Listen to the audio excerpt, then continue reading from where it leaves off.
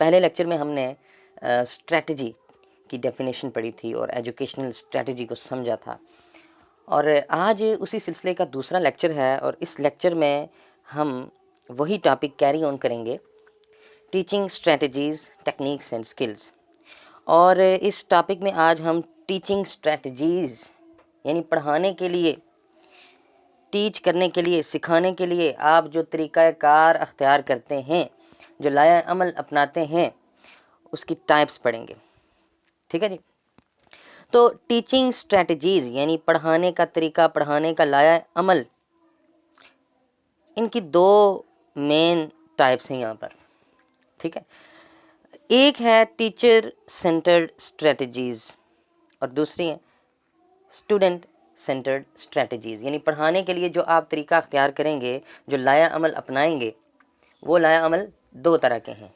एक लाया अमल है टीचर सेंटर्ड स्ट्रेटजीज़ और दूसरा है स्टूडेंट सेंटर्ड स्ट्रेटजीज़। यानी स्ट्रेटजीज़ की दो टाइप्स हो गई। जो टीचर सेंटर्ड स्ट्रेटजीज़ हैं, इनमें मेन जो रोल होता है पढ़ाने में, सिखाने में, जो मेन किरदार होता है वो टीचर का होता है। इसीलिए हम कहते हैं टीचर सेंटर्ड, यानी इसमें टीचर मरकज़ी किरदार अदा करता है। तो इसकी बेहतरीन जो एग्ज़ाम्पल हो सकती है इस स्ट्रेटजी की, वो है लेक्चर या प्रेजेंटेशन। आप ये देखते हैं कि हमारे कॉलेजेस में, हमारी यूनिवर्सिटीज़ में जो पढ़ाने के लिए स्ट्रेटजी इख्तियार की जाती है वो यही होती है, लेक्चर या प्रेजेंटेशन। और लेक्चर या प्रेजेंटेशन जो है, इसमें मेन किरदार किसका होता है? इसमें मेन किरदार टीचर का होता है, पढ़ाने वाले का होता है। और जो लर्नर्स हैं, जो सीख रहे हैं, जो पढ़ रहे हैं, वो बस बैठ के सुन रहे होते हैं, नॉलेज गेन कर रहे होते हैं, इंफॉर्मेशन ले रहे होते हैं, चीज़ों को समझ रहे होते हैं। लेकिन जो लर्निंग का प्रोसेस है, टीचिंग का प्रोसेस है, उसमें मेन किरदार टीचर का होता है। इसमें टीचर क्या कर रहा होता है? टीचर सामने आके खड़ा होता है, टॉपिक इंट्रोड्यूस करवाता है, टॉपिक के मकासद बताता है, सारी इन्फॉर्मेशन आपके लिए वो लिखता है, सारी इन्फॉर्मेशन आपको वो समझाता है, आपको वो इन्फॉर्मेशन देता है। तो मेन किरदार, मेन रोल किसका होता है जी? टीचर का होता है। तो टीचर सेंटर्ड स्ट्रेटजीज़, ये ऐसी स्ट्रेटजीज़ हैं जिनमें पढ़ाने और पढ़ने के अमल में सबसे ज़्यादा अमल दखल और सबसे ज़्यादा रोल और सबसे ज़्यादा किरदार एक टीचर का होता है। ठीक है जी। दूसरी स्ट्रेटजीज़ कौन सी हैं? Student centred strategies. ये जो स्टूडेंट सेंटर्ड स्ट्रेटजीज़ हैं, इन तरीक़ाकार में मेन जो रोल है सीखने के अमल में, मेन रोल किसका होता है? मेन रोल एक स्टूडेंट का होता है। यानी स्टूडेंट जो हैं वो बुनियादी किरदार, मरकज़ी किरदार होते हैं सीखने के अमल में। इसको हम एक मिसाल से वाज़ह करेंगे। इसकी एक मिसाल है, इस स्ट्रेटजी की एक मिसाल है कोऑपरेटिव लर्निंग। कोऑपरेटिव लर्निंग यानी ताउन से सीखना, बाहमी ताउन से सीखना। कोऑपरेटिव लर्निंग में हम बच्चों को, वो एक ग्रुप होता है बच्चों का या स्टूडेंट्स का, उनको हम कोई टास्क दे देते हैं, उनको हम कोई टॉपिक दे देते हैं और हम उनको ये कह देते हैं कि इस टॉपिक पे आपने ख़ुद रिसर्च करनी है, ख़ुद तहकीक करनी है, और तहकीक करके आपने एक छोटा सा पेपर लिख के ले आना है और फिर उस पेपर को आपने अपने ग्रुप में बैठ के डिस्कस करना है, प्रेजेंट करना है और डिस्कस करना है। और इस तरह क्या होता है कि स्टूडेंट ही मेन किरदार अदा कर रहा होता है, स्टूडेंट ही सारा कुछ कर रहा होता है। टीचर इसमें गाइड के तौर पर काम करता है, रहनुमा के तौर पर काम करता है। वो सिर्फ उसी जगह पे इंटरफेयर करता है जहाँ पे स्टूडेंट्स को गाइडलाइन की ज़रूरत होती है, वरना स्टूडेंट्स खुद ही सीख रहे होते हैं, खुद ही एक्टिविटी कर रहे होते हैं, खुद ही नॉलेज गेन कर रहे होते हैं, खुद ही न्यू इन्फॉर्मेशन ले रहे होते हैं, खुद ही उसी न्यू इन्फॉर्मेशन को प्रोसेस कर रहे होते हैं। ठीक है जी।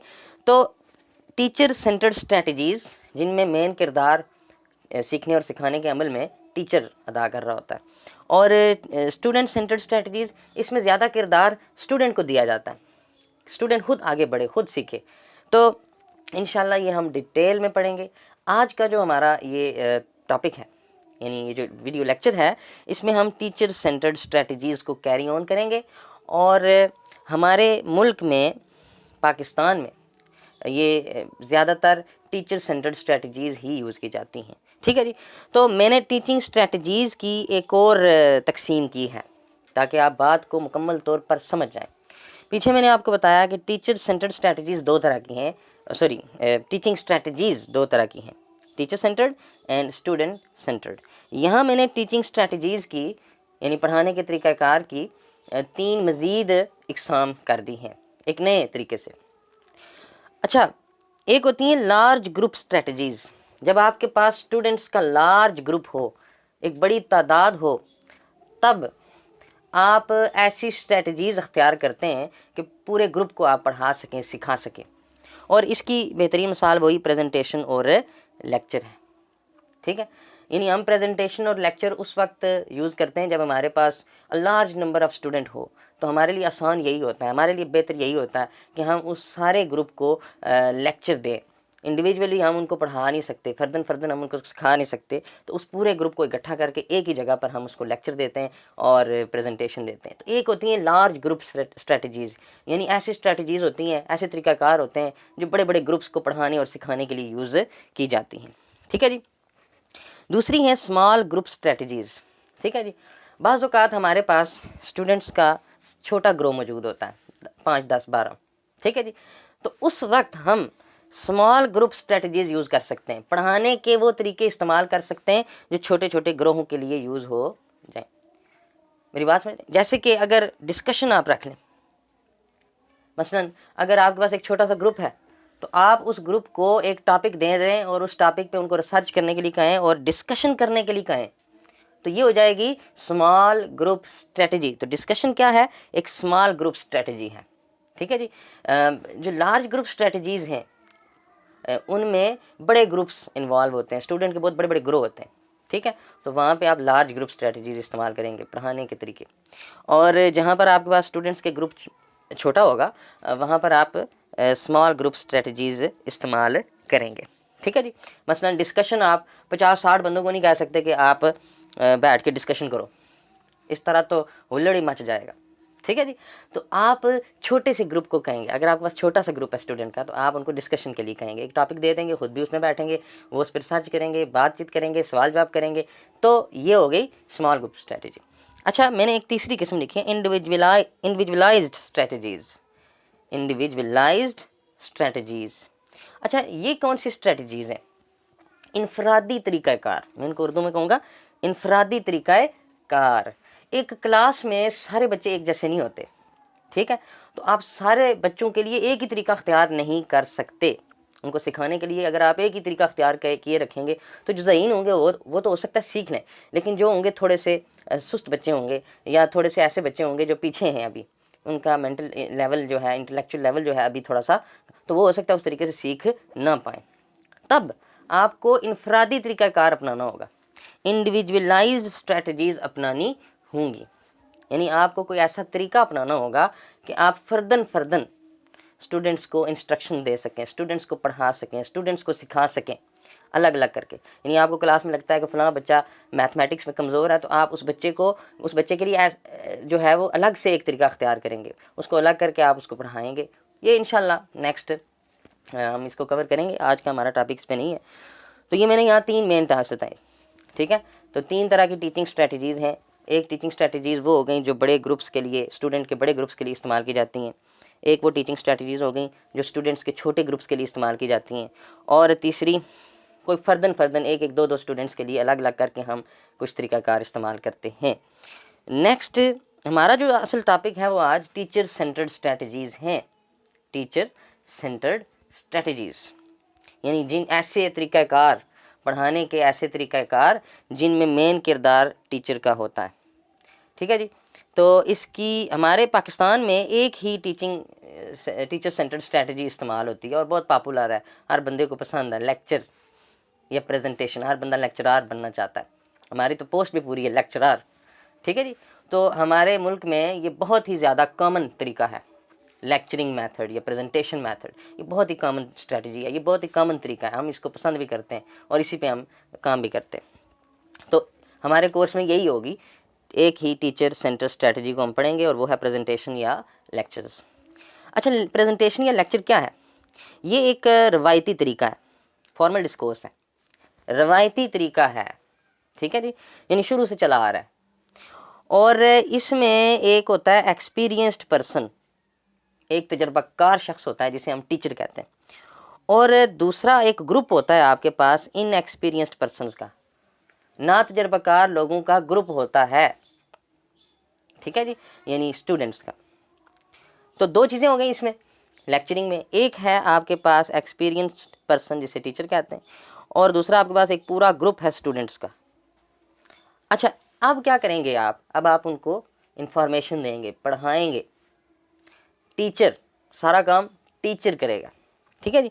इसलिए इसको कहते हैं one way procedure, one way procedure है, इसमें इंफॉर्मेशन एक ही वे से जा रही है और वो है टीचर टू स्टूडेंट, यानी टीचर ही टॉपिक चूज़ कर रहा है, टीचर ही टॉपिक चूज़ करता है, टीचर ही सिखाता है, टीचर ही पढ़ाता है, टीचर ही इंफॉर्मेशन दे रहा है, सब कुछ यहाँ पे टीचर कर रहा होता है, इसलिए इसको कहते हैं वन वे प्रोसीजर, ठीक है जी। और स्टूडेंट्स यहाँ क्या कर रहे होते हैं, स्टूडेंट्स असल में यहाँ पे लिसनर्स होते हैं, सुनने वाले होते हैं, सामीन होते हैं, टीचर उस लेक्चर को सुन रहे होते हैं, वो इंफॉर्मेशन गेन कर रहे होते हैं और वो उस इंफॉर्मेशन को अपने दिमाग में जज्ब कर रहे होते हैं और उस इंफॉर्मेशन को समझने की कोशिश कर रहे होते हैं, ठीक है। तो यहाँ पे ये जो कम्युनिकेशन है यहाँ पे, ये वन वे प्रोसीजर है इसका, ठीक है जी। तो लेक्चरिंग के बारे में हम सब कुछ जानते हैं, तो ये बेसिक मैंने आपके सामने इसका स्केच और इसकी डेफिनेशन रख दी है। आप मज़ीद बुक से ज़रूर पढ़ा करें। मैं तो ये नहीं कहूँगा कि मैं पेडागोजी का कोई एक्सपर्ट हूँ, लेकिन मैं पेडागोजी के टॉपिक्स को खुद समझता हूँ पहले, और फिर उन पर लेक्चर पूरा प्रिपेयर करके आपके सामने पेश करता हूँ आसान तरीन अल्फाज में और आसान तरीन तरीके से। तो बुक्स को ज़रूर पढ़ें। इससे मेरे लेक्चर्स देखने से ये होता है कि आपकी बेसिक नॉलेज, आपकी जो है वो बेसिक कंसेप्ट ठीक हो जाते हैं और आपको पता चल जाता है कि बुक्स में से आपने फिर क्या पढ़ना है, ठीक है जी।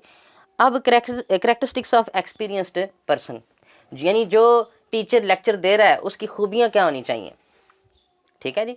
जो टीचर सामने खड़ा होकर प्रेजेंट कर रहा है, एक्सपोज कर रहा है, चीज़ों को बयान कर रहा है, उसकी क्या खूबियाँ होनी चाहिए। वैसे तो बहुत सारी खूबियाँ हो सकती हैं, यहाँ पर मैंने 5 लिखी हैं। सबसे पहली है डेप्थ ऑफ नॉलेज, यानी टीचर के पास जो इल्म है वो गहरा इल्म होना चाहिए, उस यानी टीचर को टॉपिक की गहरी अंडरस्टैंडिंग होनी चाहिए। यानी टीचर जो टॉपिक पढ़ाने लगा है, जो मजमून पढ़ाने लगा है, उसकी गहरी समझ, उसका पूरा कंसेप्ट खुद टीचर के पास होना चाहिए। देखें, बाज़ औक़ात टीचर जो होते हैं वो ऐसे ही बग़ैर तैयारी के पढ़ाना शुरू कर देते हैं। तो देखो भाई, जब आपको खुद समझ नहीं होगी, एक टीचर को खुद समझ नहीं होगी, तो वो बच्चों को कैसे कन्वे करेगा, वो स्टूडेंट्स को कैसे कन्वे करेगा, नहीं कन्वे कर सकता, ठीक है जी। दूसरी जो खूबी है ability to expose and explain, यानी टीचर बेहतरीन वो होगा जिसमें ये सलाहियत हो कि वो अपनी बात को अच्छे अल्फाज में, सादा अल्फाज में और बेहतरीन तरीके से लोगों के सामने पेश कर सके। ये टीचर की खूबी है, यानी टीचर जब बात करे तो उसकी बात बिल्कुल वाज़िया हो और अगले सुनने वाले को समझ भी आए। तीसरी, use of appropriate language, teacher को चाहिए कि वो अपने सामीन, अपने स्टूडेंट्स के इंटेलेक्चुअल लेवल के मुताबिक ज़ुबान इस्तेमाल करे, यानी ना तो बहुत ही मुश्किल ज़ुबान इस्तेमाल करे कि वो स्टूडेंट्स को समझ ना आए, और ना ही वो ऐसी आमियाना ज़ुबान इस्तेमाल करे कि स्टूडेंट्स का जो है वो दिमाग ख़राब हो जाए, ठीक है जी। आमियाना से मुराद है बाज़ारी लैंग्वेज इस्तेमाल नहीं करनी चाहिए क्लास में, ठीक है जी। तो लैंग्वेज वही यूज़ करनी चाहिए जो स्टूडेंट्स के लेवल के, मेंटल लेवल के मुताबिक हो, उनकी ज़हनी इस्तेदाद के मुताबिक हो, जिसे वो आसानी से समझ सकें। और अगर कोई मुश्किल लफ्ज़ आता है तो टीचर को चाहिए कि उस मुश्किल लफ्ज़ को एक्सप्लेन करे। और चौथी खूबी, सॉरी मैंने यहाँ 3 लिख दिया, लेकिन चौथी खूबी है एक टीचर की जो लेक्चर दे रहा है, ability to draw attention of students, उसे चाहिए कि वो स्टूडेंट्स की अटेंशन ड्रा कर सके, बच्चों की तवज्जो हासिल करने का हुनर, यानी टीचर को चाहिए कि वो सबसे पहले क्लास में आए और बच्चों की तवज्जो अपनी तरफ मबजूल करे, क्योंकि तवज्जो होगी तो सीख सकेंगे वो। और 5वीं खूबी है विट एंड ह्यूमर, तो थोड़ा बहुत मजाक भी कर लेना चाहिए, ठीक है जी। थोड़ी बहुत जो है ना ऐसे कमेंट कर देने चाहिए ताकि जो बच्चे हैं वो थोड़े लाइट हो जाएं और उनकी तवज्जो वापस बहाल हो जाए। अगर आप एक लेक्चर शुरू करके बैठ जाएंगे और आखिर तक बस लेक्चर ही पढ़ाते रहेंगे, सबक ही पढ़ाते रहेंगे, तो बोर हो जाएंगे तो तवज्जो हट जाएगी, तो आपने बीच बीच में कोई मजाक, कोई चुटकुला, कुछ ना कुछ ऐसा करना चाहिए कि बच्चों की तवज्जो और उनका इन्हमाक और उनकी दिलचस्पी बरकरार रहे। तो ये है जी लेक्चर मेथड, जिसके बारे में हम सब जानते हैं। तो standard time for lecture, lecture के लिए जो मेयारी वक्त होना चाहिए, यानी कि लिमिट होनी चाहिए, हदूद होनी चाहिए, यानी लेक्चर आपने कितनी देर देना है। मिसाल के तौर पर अगर क्लास है कोई 60 मिनट की, तो उसमें lecture 1/6 to 1/4 of all classroom time. तो जो लेक्चर आपको देना चाहिए वो यानी छठा हिस्सा पूरे वक्त का या चौथा हिस्सा, यानी 60 मिनट की अगर क्लास है तो छठा हिस्सा बनता है 10 मिनट और चौथा हिस्सा बनता है मेरे ख्याल में 15 मिनट। ठीक है जी, यानी लेक्चर ज़्यादा से ज़्यादा 10 से 15 मिनट या 20 मिनट का होना चाहिए। ठीक है, ताकि बच्चे बोर ना हों और लिमिटेड इन्फॉर्मेशन उनको मिले, इतनी इन्फॉर्मेशन मिले इस टाइम में कि वो उसको आसानी से याद रख सकें, उसको अपने अंदर जज्ब कर सकें। और बाकी का वक्त सवाल जवाब में होना चाहिए। सबसे पहले आपको चेक करना चाहिए कि जो आपने पहले 15-20 मिनट में पढ़ाया है क्या वो स्टूडेंट्स को आता भी है या नहीं, उसकी उन्होंने समझ हासिल की है या नहीं। और फिर एक्टिविटीज़ होनी चाहिए, फिर उनको आपने काम देना है जो वहीं पे करें, टास्क देना है, डिस्कशन करवा लें, यानी आखिरी कुछ मिनटों में ये काम होना चाहिए। पाकिस्तान में मसला ये है कि बड़ी क्लासेस में तो पूरे का पूरा वक्त ही, यानी 60 मिनट तो 60 के 60 मिनट ही लेक्चर में सर्व कर दिए जाते हैं। और अमूमन पाकिस्तान में 3/4 वक्त टीचर अपने बोलने में लगा देता है, टीचर बोलने में, सिखाने में। वो बच्चों के साथ इंटरेक्ट बहुत कम करता है, बच्चों से सवाल जवाब कम करता है, बच्चों की नॉलेज और समझ को कम ही चेक करता है। ठीक है जी, तो ये पाकिस्तान में एक बड़ा प्रॉब्लम है। नेक्स्ट, प्रिंसिपल्स ऑफ लेक्चरिंग, यानी कि एक अच्छा लेक्चर कब बनेगा, उसके उसूल, लेक्चर के उसूल। अगर आप चाहते हैं कि आपका लेक्चर बहुत अच्छा हो तो ये वो उसूल हैं जिन पर आपने अमल करना है। Teacher must be aware of the need of students, teacher को अपने स्टूडेंट्स की ज़रूरियात का पता होना चाहिए, यानी टीचर को पता होना चाहिए कि इस वक्त जो उसके स्टूडेंट्स हैं वो किस लेवल पर हैं, वो किस मेंटल लेवल पर हैं, उनकी जहनी इस्तेदाद क्या है, उनकी ज़ुबान की इस्तेदाद क्या है, ये सारी बातें टीचर को पता होनी चाहिए। और टीचर को अपना लेक्चर फिर उनकी ज़रूरियात के मुताबिक डिज़ाइन करना चाहिए। Next, teachers concern must be learning rather than teaching, और ये सबसे बड़ा प्रॉब्लम है कि लेक्चर मेथड में जब हम जाते हैं किसी क्लास में लेक्चर देने, वहाँ हम ये समझते हैं बस हमारा काम है लेक्चर दे देना, आगे सीखें या ना सीखें। तो टीचर का काम ये होना चाहिए, उसका पहला मकसद ये होना चाहिए कि वो सिखाए, सिखाने पर, सीखने पर जोर दे, ना कि पढ़ाने पर। हम पढ़ा देते हैं, तो बच्चों को सीखना चाहिए, ये पहले हमारा कंसर्न होना चाहिए। आपको इस बात की फ़िक्र होनी चाहिए कि जो मैं पढ़ा रहा हूँ, जो मैं सिखा रहा हूँ, ये बच्चे सीख भी रहे हैं या नहीं। आपको बार बार चेक करना चाहिए, उनसे सवाल करने चाहिए, और जिस चीज़ में उनको प्रॉब्लम हो वो चीज़ क्लियर कर देनी चाहिए। तीसरा प्रिंसिपल, तीसरा असूल है टीचर मस्ट गिव पाज, यानी कि देखें ना, जब आप पढ़ा रहे होते हैं तो जो स्टूडेंट होते हैं वो सुन रहे होते हैं, वो सुनकर अपने दिमाग में इमेजेस बना रहे होते हैं। जो आपसे सुन रहे होते हैं उसकी वो अपने दिमाग में इमेजेस बना रहे होते हैं, उन इमेजेस को स्कीमाज कहते हैं। तो टीचर को चाहिए कि वो बच्चों को थोड़ा वक्त भी दे, बीच बीच में थोड़ा वक्फा करे, ताकि जो कुछ बताया है उसे वो अपने दिमाग में बिठा सकें। ठीक है, यानी फर और रटा रट बोलना नहीं चाहिए। तो खैर मैं यहाँ पे थोड़ा वीडियो लंबी हो जाती है, इसलिए मैं थोड़ा तेज़ी से बोलता हूँ और तेज़ी से समझाता हूँ। तो चौथी खूबी क्या होनी चाहिए कि जो लैंग्वेज है, यानी आप ये पीछे बता चुका हूँ कि जो आप लेक्चर के दौरान लैंग्वेज यूज़ करें वो स्टूडेंट्स के जहनी मयार और जहनी इस्तेदाद के मुताबिक होनी चाहिए। मुश्किल लैंग्वेज नहीं यूज़ करनी, आमियाना और बाजारी लैंग्वेज भी यूज़ नहीं करनी।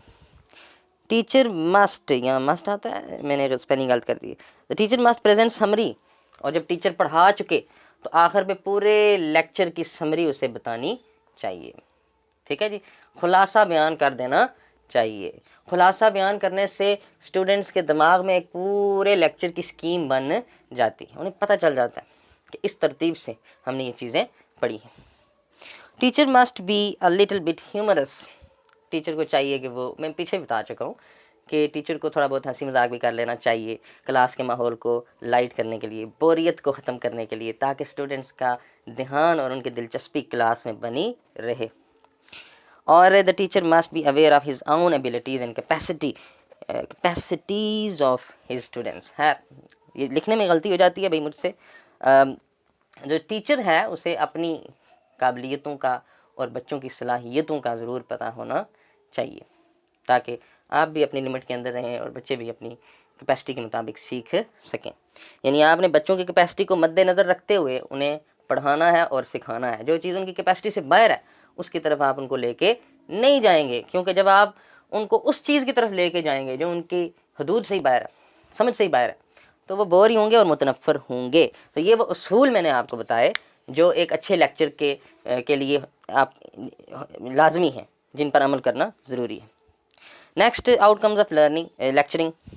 तो लेक्चरिंग के आउटकम क्या होने चाहिए, कि नताइज क्या होने चाहिए?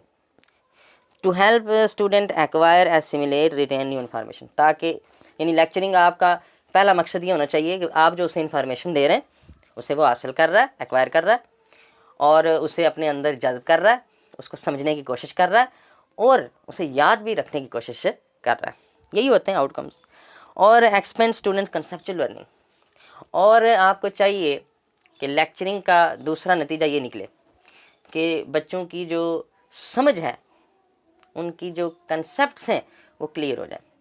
तो बहुत सारे टीचर्स क्लासरूम में जाते हैं और वो बस अपनी ड्यूटी पूरी कर रहे होते हैं और वो कोशिश नहीं करते, वो बच्चों के कंसेप्ट्स क्लियर करने की कोशिश नहीं करते। देखें, जब आप बच्चों के कंसेप्ट्स क्लियर करने की कोशिश नहीं करेंगे, उनकी समझ और बूझ को बढ़ाने की कोशिश नहीं करेंगे, यकीन जाने आपकी भी समझ और बूझ कभी इंक्रीज़ नहीं होगी, आपके इल्म में भी कभी इजाफा नहीं होगा। मैं जब पढ़ा रहा होता हूँ तो यकीन जानिए कि मैं अपने आप को समझा रहा होता हूँ, मैं अपने आप को पढ़ा रहा होता हूँ, मेरा इल्म, मेरी नॉलेज और मेरी समझ खुद इंक्रीज़ हो रही होती है। तो तीसरे जो नतीजा निकलना चाहिए लेक्चरिंग का वो क्या है, कि बच्चों में सुनने और समझने और सोचने की सलाहियत पैदा करना। यानी लेक्चरिंग से ये होता है कि बच्चा सुनता है, उस इंफॉर्मेशन को दिमाग में लेके जाता है, उसको समझता है, फिर उसको आहिस्ता आहिस्ता सोचना शुरू कर देता है, सवाल उठाता है। तो ये 3 आउटकम्स हैं जो लेक्चरिंग के होने चाहिए। नेक्स्ट, फेजेस और स्टेप्स ऑफ लर्निंग। ये लास्ट हमारा, मेरे ख्याल में लास्ट स्लाइड है। तो लेक्चरिंग के 4 स्टेप्स हैं। यानी लेक्चरिंग जो आप क्लास में जो जाके लेक्चर देते हैं वो 4 स्टेप्स में होनी चाहिए, तभी वो इफ़ेक्टिव होगी। ठीक है जी, 4 स्टेप्स में, 4 मरहलों में होनी चाहिए। और पहला स्टेप क्या है, clarify aims of the lesson and get students ready to learn. यानी आपने अपने सबक के मकासद, अपने लेक्चर के मकासद बयान कर देने हैं, एम्स आपने बयान कर देने, लेक्चर के मकासद बयान कर देने, ताकि और स्टूडेंट्स को रेडी करना है सीखने के लिए। मकासद आप बयान कर देंगे लेक्चर के तो वो सारे स्टूडेंट्स आपकी तरफ मुतवज्जो हो जाएंगे, वो सीखने के लिए खुद आगे बढ़ेंगे। दूसरा स्टेप क्या है, प्रेजेंटेशन ऑफ एडवांस ऑर्गेनाइजर्स। ये आज टर्म एक बड़ी ख़ास टर्म है एजुकेशन की, ये भी आज आपके सामने क्लियर हो जाएगी। प्रेजेंटेशन ऑफ एडवांस ऑर्गेनाइजर्स, आपने बच्चों के सामने, स्टूडेंट्स के सामने एडवांस ऑर्गेनाइजर पेश करने, मतलब आपने अपना टॉपिक पेश करना है। एडवांस ऑर्गेनाइजर क्या है, एक तरीका है, इसमें आप अपना टॉपिक बच्चों के सामने पेश करते हैं और उन्हें बताते हैं कि इससे पहले जो आप पढ़ चुके हैं उसके साथ इस टॉपिक का क्या ताल्लुक है, और जो आप नई इंफॉर्मेशन पढ़ेंगे उस नई इंफॉर्मेशन का और पहले की इंफॉर्मेशन का कोई ना कोई ताल्लुक ज़रूर है, इसीलिए ये सबक पढ़ाया जा रहा है। तो प्रेजेंटेशन ऑफ एडवांस ऑर्गेनाइजर्स, यानी बच्चों को आपने ये बताना है कि ये है हमारा सबक, इसमें हम ये टॉपिक पढ़ेंगे, और चूंकि आप पहले फ़लाँ फ़लाँ फ़लाँ फ़लाँ टॉपिक पढ़ चुके हैं, इसका उनसे ये ताल्लुक बनता है। तो नए सबक को, नई इंफॉर्मेशन को पुरानी इंफॉर्मेशन से, पहली पढ़ी हुई इंफॉर्मेशन से रिलेट करने को एडवांस ऑर्गेनाइजर्स कहते हैं। और तीसरा स्टेप है, जब आप बता चुके हैं बच्चों को कि आपने पहले ये पढ़ा था, आज हम ये पढ़ने वाले हैं, इन दोनों का आपस में क्या ताल्लुक है, अब आपने बच्चों को टॉपिक पढ़ाना है और नई इन्फॉर्मेशन आपने बच्चों को देनी है। ठीक है जी, लेकिन पुरानी इन्फॉर्मेशन जो पहले पढ़ाया हुआ है उसी की बेस पे, उसी की बुनियाद पे आपने नई इन्फॉर्मेशन बच्चों को देनी है, नया लेक्चर देना है, नया टॉपिक पढ़ाना है। और आखिर पे जो मेन स्टेप है वो checking understanding of new information या check understanding of new information. यानी आपने जो बच्चों को इन्फॉर्मेशन दी है, जो टॉपिक पढ़ाया है, जो कंसेप्ट दिए हैं, उनको चेक भी करना है, बच्चों से सवाल करें, बल्कि उनको इनकरेज करें। उनकी अंडरस्टैंडिंग जांचने का सबसे बेहतरीन तरीका क्या है कि आप बच्चों को इनकरेज करें कि आप सवाल करें, बच्चे सवाल करें। बच्चे आपसे अगर सवाल करते हैं तो इसका मतलब ये है कि वो टॉपिक को समझ रहे हैं, कंसेप्ट ले रहे हैं, उनके ऊपर सोच रहे हैं। तो दोस्तों, ये था हमारा आज का लेक्चर, और इसमें मैं अगर शुरू में फिर से समरी पेश कर दूं, teaching strategies, techniques and skills हमारा टॉपिक था। हमने टीचिंग स्ट्रेटजीज़ की 2 मेन टाइप्स पढ़ी, teacher centred strategies, student centred strategies. फिर हमने टीचिंग स्ट्रेटजीज़ की एक और तकसीम पढ़ी, एक और टाइप्स इसकी पढ़ी, large group strategies, small group strategies, individualised strategies. और फिर हमने टीचर सेंटर्ड स्ट्रेटजी को स्टार्ट कर लिया। और टीचर सेंटर्ड स्ट्रेटजीज़ में हमने एक ही मेन स्ट्रेटजी को स्टडी किया, वो क्या है, प्रेजेंटेशन या लेक्चर्स। पहले हमने इसकी डेफिनेशन वगैरह पढ़ी, इसको समझा। फिर हमने टीचर के करैक्टरिस्टिक पढ़े जो लेक्चर दे रहा होता है। फिर हमने देखा कि एक लेक्चर में कितना टाइम लगाना चाहिए टीचर को बोलने में। और फिर हमने लेक्चरिंग के असूल पढ़े कि किन असूलों पे चलकर लेक्चरिंग को मज़ीद इफ़ेक्टिव बनाया जा सकता है। फिर हमने आउटकम्स ऑफ लेक्चरिंग पढ़े, यानी लेक्चर के नताइज क्या निकलने चाहिए, ठीक है, लेक्चरिंग के समरात, फ़ायदे क्या होने चाहिए। और फिर हमने लेक्चरिंग के, मैंने लर्निंग के लिख दिया यहाँ पे, लेकिन ये लफ्ज़ है लेक्चरिंग, तो लेक्चरिंग के स्टेप्स पढ़े, यानी जब आप लेक्चर देने जा रहे हैं तो आपने कौन से 4 स्टेप्स फॉलो करने हैं। तो दोस्तों, ये हमारा लेक्चर और हमारा एक टॉपिक ख़त्म हो चुका है, और वो है टीचर सेंटर्ड स्ट्रेटजीज़।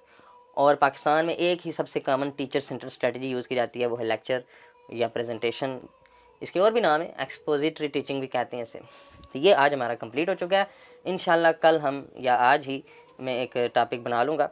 तो नेक्स्ट वीडियो में, लेक्चर में हम स्टूडेंट सेंटर्ड स्ट्रेटजीज़ को स्टडी करेंगे। और मैं उम्मीद करता हूँ कि आप लोगों को मेरे ये जो पढ़ाया हुआ, ये बनाई हुई वीडियो लेक्चर है, ये पसंद आया होगा, समझ भी आई होगी। मैं कोशिश करता हूँ कि आसान फहम तरीके से आपको ये चीज़ें, और किताबों को ज़रूर पढ़ें, ठीक, किताबों को ज़रूर पढ़ें। किताबें उठाएं अपनी B.Ed की, उनमें ये टॉपिक्स मौजूद हैं, उनको खोलें, ख़ुद भी पढ़ें, और इससे आपकी नॉलेज मज़ीद बेहतर होगी। तमाम दोस्तों का बहुत शुक्रिया।